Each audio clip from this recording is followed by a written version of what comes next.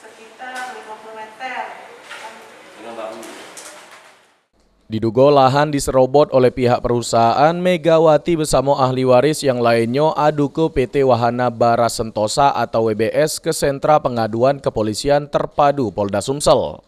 Perusahaan batubara tersebut sudah serobot sebagian lahan punya abahnya Megawati di Jalan Jepang, Keramasan, Kertapati, Palembang.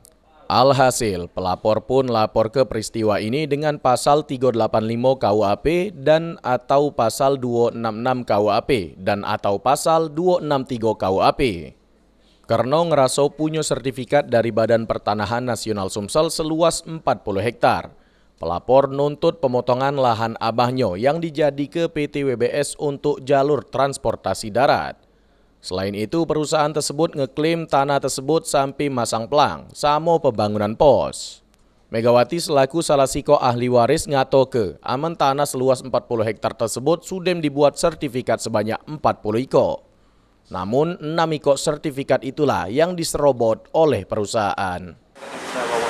Sertifikat yang kita bawa ada 34, 6-nya masih kita laporin sama yang melarikan, yang menggelapkannya. Diduga yang menggelapkan itu dari mana? Nah, kita itu dari salah satu oknum lah ya, mantan. Sudah kita laporkan?